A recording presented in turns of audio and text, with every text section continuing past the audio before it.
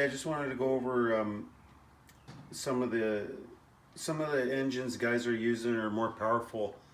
The regular springs that I have here have more than enough when it's compressed, and usually the clutch is compressed at about 15.5 millimeters, and that's enough room in between the coils here to be able to release the clutch, because the coil isn't completely compressed. Okay, so this is the difference between this spring and this spring. This is an extra heavy duty spring. The coil wrap is a lot wider, and you can see this one here is compressed at 15.6, which is, you know, roughly in and around the area 15.5. And you can see in between here there's a minimal amount of room for compression in the spring to release the clutch. So when you pull in your clutch, your clutch moves in and compresses the spring even more, which releases the clutch. Okay, so this spring here, I would never ever have to worry about any type of pad used. This type of spring, yes. So if you're going to run a heavier, more powerful engine, and what guys are going to do is they're going to run different pads.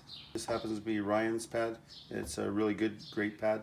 I like the stock aftermarket pads. There are other pads on the market that guys are offering.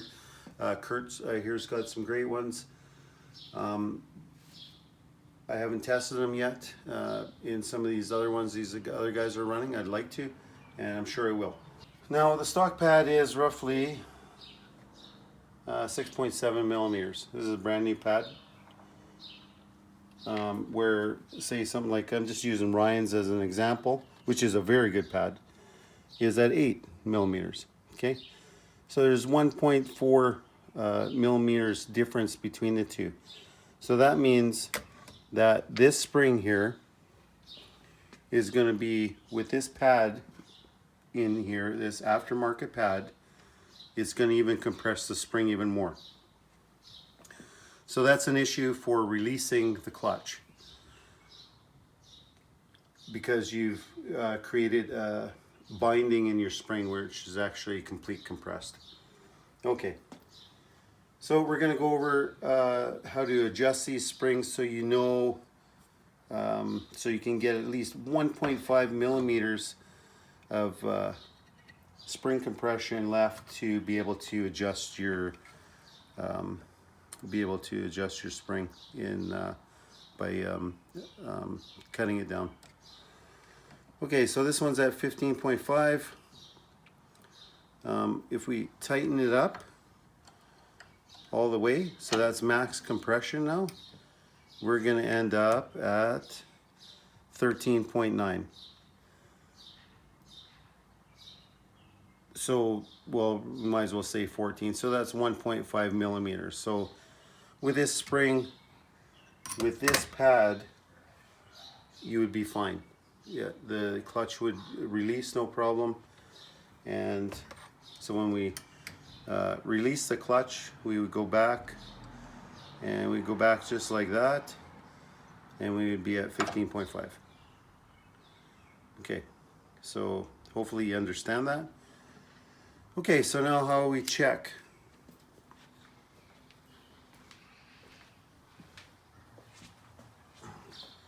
Basically, with your aftermarket pads in your basket, you'll be able to check how much spring you got left to compress by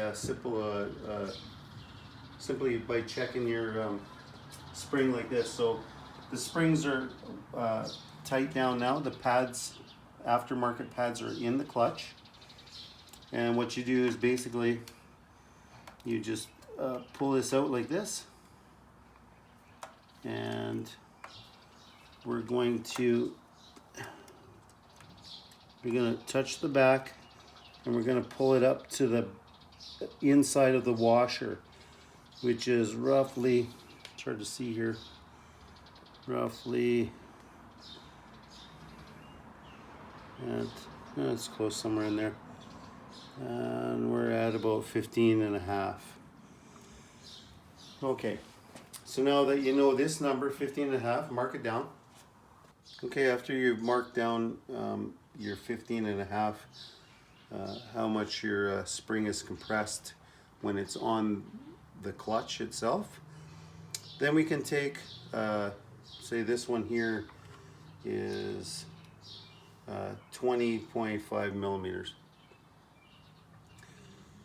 So we know that at 20.5 millimeters on the green springs, which is extra heavy, extra heavy duty, it's not the extra heavy duty. We can compress this down again to 15 and a half. Okay, we're at 15 and a half there. Now this green spring has a tighter wind than the yellow spring, which allows less compression. It's a strong spring. The yellow one is stronger, but on the green springs, it has a shorter coil, less of a spacing in between the coils, so it's not going to compress as much. So at 15.5, where we're setting on our clutch on the bike, when we compress that down, let me see here, there's 15.5. Now when I compress it all the way down to compression, I'm only at 14.8. Well, 14.8 and 15 and a half is not even 1 millimeter. So you need a minimum of 1.5 millimeters. So what you're going to have to do is reduce or remove some of this spring. Now the way to remove these springs properly, to remove the length of it, because we're at 20.5, we're going to have to use a belt sander or some type of sander to remove it. So what I do is I take a steel rod like this and I put a little bit of tape on it, because the rod's just slightly a little bit smaller. It just makes this one work. I don't even find a different rod, but at this one here, and this rod here is, because this is an 8 millimeter ID inner diameter, we're at 7.8 here, so this is an ideal rod. So basically an 8 mil rod, a little bit of tape on it, and we're going to just insert it into our spring. So we're like this. Okay, so we have our bench sander here. You can use hand sanders too. Just turn them up, side down, straight up and down, mount them, and grind away on the spring with it using this tool. So what I'm going to do is I'm going to turn this on, and I'm going to put this down using the guide against my spring. I'm going to put it down like this and rotate it slowly, taking off small increments and using my calipers to measure my depth as I go down. So I'll just do a quick demonstration.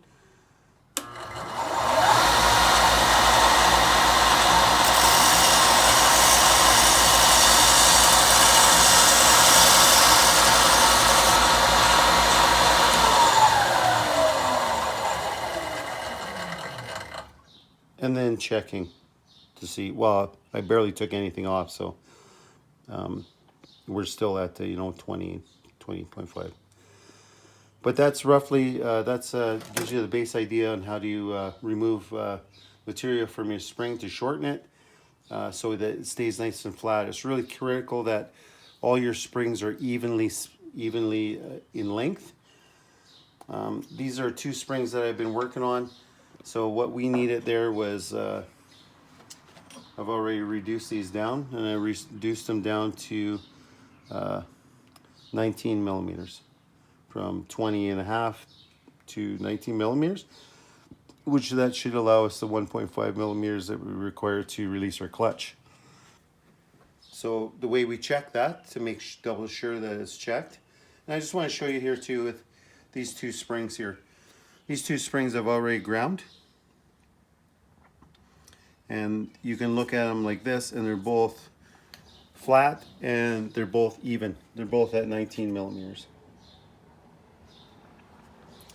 Okay, so now we're going to check our spring. So we're going to go ahead and put it back into the vise. And we are going to compress it to 15.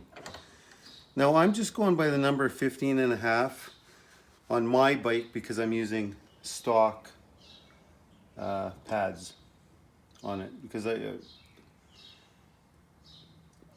these pads wear a little bit faster, but they work really well, and I like them. So that's what I'm using. So I'm going to squeeze my spring down to where it should be at 15.5. There it is right there, 15.5. So now if I look at the spring itself, I have still a little bit of room in between the coils. So that's almost a complete compression, but not quite. I'm pretty sure I'm almost 1.5 to 1.7 millimeters still left in compression to release the clutch. Okay, so let's double check it. So we're at 1.5. We're going to completely compress the spring. So that's compressed, and I'm sitting at 13.75, which is almost 2 millimeters. It's 1.7 millimeters. So I know that this spring is going to work properly with the stock clutch pad. So that gives you a rough idea on how to adjust your springs, to modify them for your aftermarket pads, to make sure that you don't have a spring bind, that your springs on the SAF super clutch isn't completely compressed, and you got enough room to release your clutch. So just a quick review on what I showed you there is basically take your calipers, put your pads into the clutch, install your clutch, install your springs. If they're completely compressed already, you're going to have to remove a little bit before you even start. Put them back on your clutch, and take a measurement of it, measuring from